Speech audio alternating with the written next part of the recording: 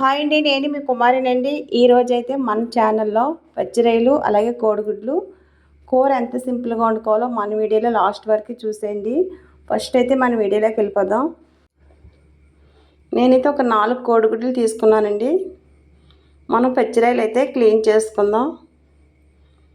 నీట్గా 2-3 సార్లు కడిగేసుకున్నాం కదండి. రైలు పక్కన పెట్టేసుకుందాం. కోడిగుడ్లు అయితే ఉడికించేసుకోవాలి. ఇప్పుడు కోడిగుడ్లు ఉడికిపోయాయి కదండి. మనం కోడిగుడ్లు అయితే ఒలిచేసుకుందాం.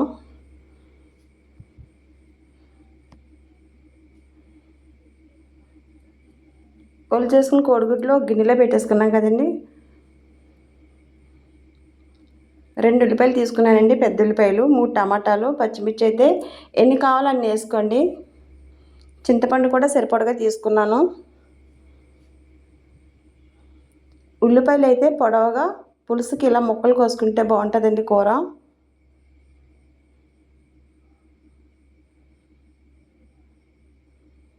అలాగే టమాటాలు కూడా నేనైతే పులుసుకి ఇలా కోస్తానండి. పులుసులోకి అయితే ఇలా కోసుకుంటాం. ఇగురైతే చిన్న ముక్కలు కోస్తానండి.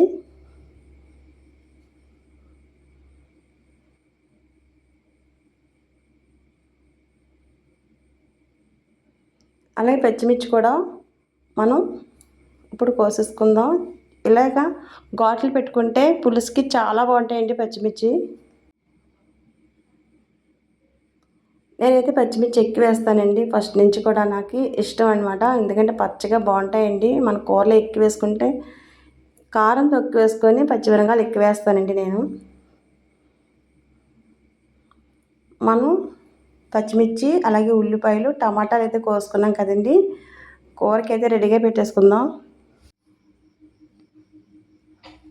మన స్టవ్ వెలిగించేసుకొని మూకుడు పెట్టేసుకున్నాం కదండి.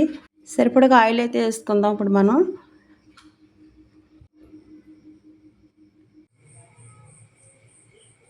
మనం ముందుగా గుడ్లు అయితే వేసుకున్నాం కదండి. ఇప్పుడైతే మనం కోడిగుడ్లు అయితే వేసుకుందాం. ఆయిల్ వీటెక్కిపోయింది.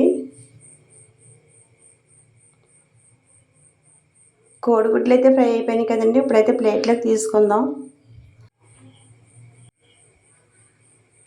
ముందుగా క్లీన్ చేసుకున్న పచ్చిరొయ్యలు కూడా ఆ కోడిగుడ్లు వేపిన ఆయిల్లో వేసుకోవాలండి. కోడిగుడ్లు ఫ్రై చేసాం కదండి, ఆ ఆయిల్లోనే మనం పచ్చిరొయ్యలు వేసుకుంటే సరిపోద్ది.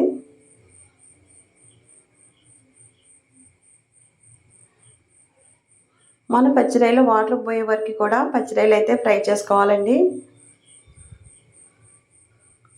పచ్చిరొయ్యలు అయితే వేగిపోయినాయి కదండి. ముందుగా ఉల్లిపాయలు, పచ్చిమిర్చి, టమాటా ముక్కలు కోసుకున్నాం కదా. ఇప్పుడు ఆ ముక్కలు అయితే వేసుకున్నాం మన పచ్చిరొయ్యలను. ఒక నిమిషం అయితే మూత పెట్టుకుందామండి. అల్లం, జీలకర్ర, వెల్లుల్లి పేస్ట్ అయితే వేసుకున్నామండి. సరిపడగా కళ్ళుప్పు అయితే వేసుకున్నాం. కారం కూడా సరిపడగా తీసుకున్నానండి. 1 స్పూన్ వేసాను. సరిపడగా వాటర్ కూడా వేసుకున్నాం. చింతపండు కూడా వేసుకున్నామండి.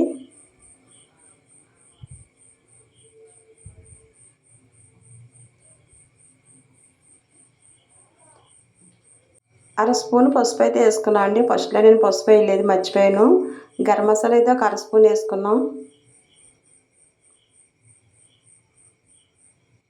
ఇప్పుడైతే కోడిగుడ్లు వేసుకుందామండి.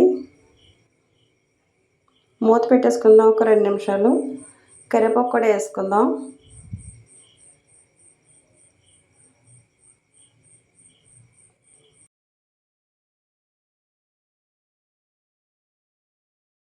ఆదివారం వీడియో ఎందుకు పెట్టలేదు మీకైతే నెక్స్ట్ వీడియోలో చెప్తానండి. కూర అయితే కొంచెం చప్పగా ఉందండి. మళ్ళీ ఉప్పు వేసుకున్నాం. మూత పెట్టేసుకున్నామండి. 1 నిమిషం మళ్ళీ మూత పెట్టుకుంటే చక్కగా కూర అయితే చూసారా, ఆయిల్ వచ్చే వరకు కూడా మనం చిన్న మంట మీద అలా మగ్గాలన్నమాట. కూర చాలా బాగుంటుందండి. పచ్చిరొయ్యలు కోడిగుడ్లు పులుసు.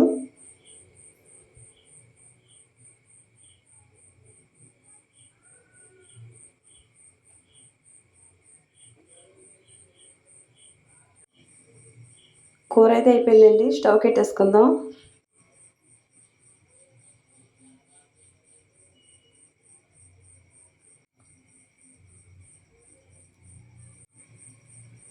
కోడిగుడ్లు పచ్చిరొయ్యల పులుసు అండి. మీలో ఎంతమందికి ఇష్టమో కామెంట్ చేయండి. మనమైతే ఇప్పుడు ఈ కూర టేస్ట్ అయితే ఎలా ఉందో మీకైతే చెప్తానండి.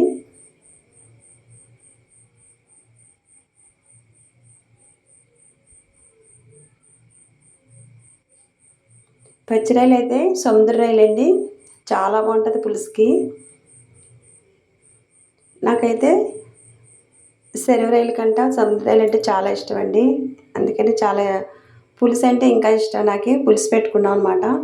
మనకి అలా పచ్చిమిరంగా పెట్టుకొని తింటే ఉంటుందండి, కూర చాలా బాగుంటుంది. మీలో ఎంతమందికి ఇష్టమో పచ్చి రొయ్యలు కోడిగుడ్ల పులుసు నాకైతే కామెంట్ చేయండి, లైక్ చేయండి, సపోర్ట్ చేయండి, సబ్స్క్రైబ్ చేయండి. మీరందరూ సపోర్ట్ చేయడం వల్ల నా ఛానల్ అయితే ముందుకు వెళ్తుంది.